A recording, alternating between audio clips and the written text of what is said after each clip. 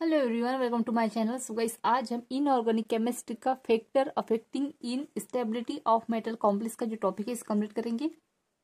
तो very important topic है guys, exam में हमेशा आते रहते हैं। तो चलिए वीडियो को स्टार्ट करते हैं। तो सबसे पहले हम इसके बारे में देख लेंगे। देखिए, इसमें आपको ये कुछ टॉपिक इस तरह से आते हैं। नेचर ऑफ मेटल आयन के बारे में पूछ सकता है आपको यहाँ पे, ठीक है। तो देखते हैं आगे। संकुल के स्थायित्व को निम्न कारण प्रभावित करते हैं, ठीक है। तो फर्स्ट क्या है, metal nature of metal ion.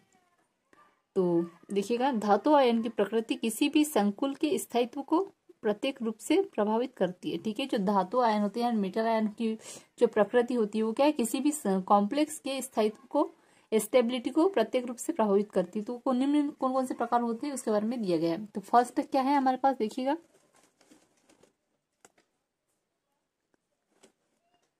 First है हमारे पास चार्ज ऑन मेटल आयन। तो धातु पर आवेश बढ़ाने के साथ साथ संकुल के स्थायित्व में वृद्धि होती है, ठीक है। जैसे कि मेटल पे जो आवेश बढ़ता है तो क्या होगा, जो कॉम्प्लेक्स है उसकी स्टेबिलिटी भी बढ़ती है, ठीक है। फिर कह रहे हैं तथा संकुल की क्रियाशीलता में कमी आती है। लेकिन क्या होता है, जो कॉम्प्लेक्स होती है उसकी जो क्रियाशीलता होती है उसमें क्या होती है, कमी आ जाती है।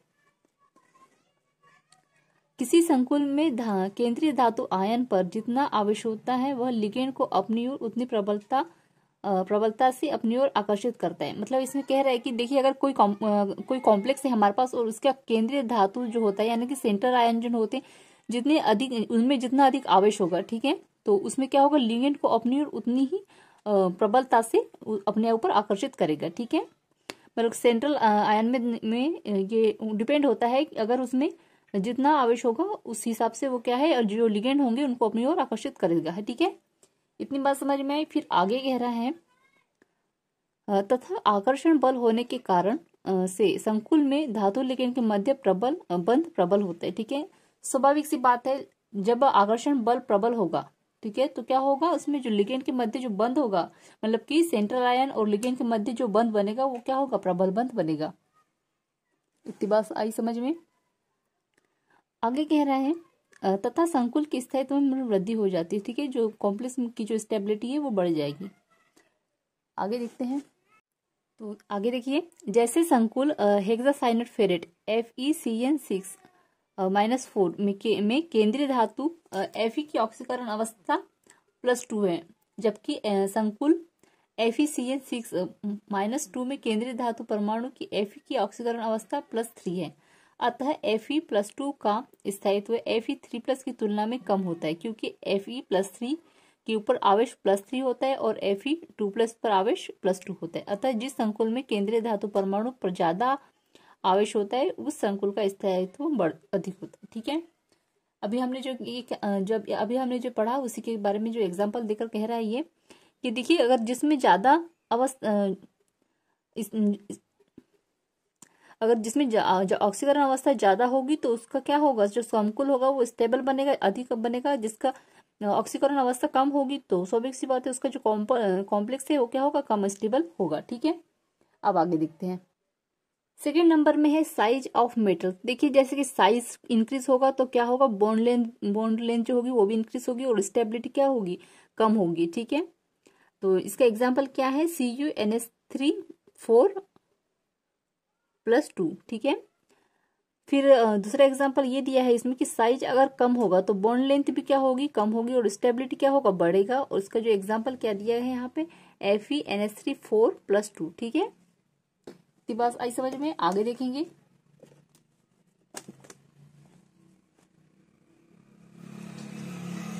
थर्ड नंबर में है oxidation state of metal ion, ठीक है। ऑक्सीडेशन स्टेट अगर इंक्रीज होगी तो क्या होगा,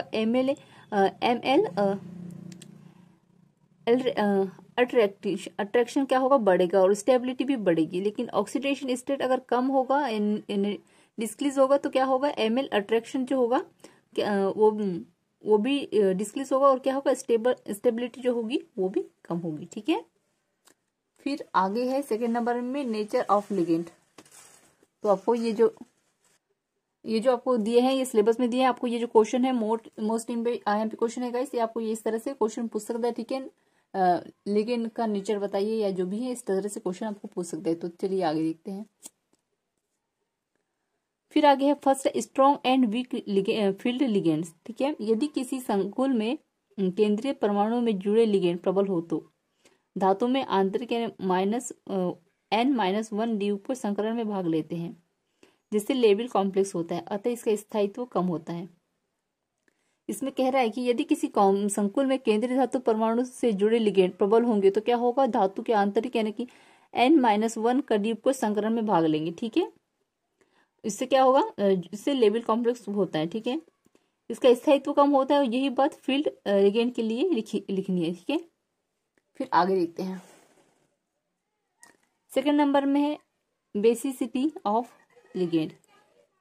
बेसिसिटी ऑफ लिगेंड अगर इंक्रीज होगा, बढ़ेगा, तो क्या होगा, ML जो बॉन्ड है वो भी बढ़ेगा और रिएक्टिविटी घटेगी और स्टेबिलिटी जो है वो बढ़ेगी। ठीक है, फिर बेसिसिटी ऑफ लिगेंड अगर कम होगा तो ML बॉन्ड है वो भी कम होगा और रिएक्टिविटी इसकी बढ़ेगी और स्टेबिलिटी भी हमें घट जाएगी। ठीक है, फिर यहाँ थर्ड नंबर पे दिया है number of donor timing ligand. तो देखिए दाता परमाणु इसमें क्या है, अगर ज्यादा होंगे तो क्या है, ML बॉन्ड भी बड़ा इनकी और स्टेबिलिटी इसकी बढ़ेगी और CO क्या है, ये किलेशन होगा। फिर आगे है डोनेटिंग ग्रुप अगर डिस्क्रीज होंगे तो ML बॉन्ड इंक्रीज होगा, स्टेबिलिटी इसकी डिस्क्रीज होगी। इसमें एग्जांपल दिया है CO2 किलेशन होगा। फिर आगे है डोनेटिंग ग्रुप अगर कम होगा तो ML बॉन्ड क्या होगा, इसमें डिस्क्रीज होगा, स्टेबिलिटी इसकी डिस्क्रीज होगी। ठीक है, और इसमें होगा इंक्लेशन होगा। ठीक है, तो यहाँ पे जो है हमारा टॉपिक एंड होता है। सो आई होप आपको ये नोट्स जरूर पसंद आया हो। सो प्लीज चैनल को लाइक सब्सक्राइब कर दीजिएगा, बेल आइकन प्रेस कर दीजिएगा और कमेंट में जरूर बताइएगा आपको ये नोट्स कैसे लगे। और MSc फर्स्ट सेम के नोट्स परचेस करने के लिए आप मुझे व्हाट्सएप पे मैसेज कर सकते हैं, डिस्क्रिप्शन में मैं व्हाट्सएप नंबर शेयर कर देती हूँ। ठीक है, थैंक यू।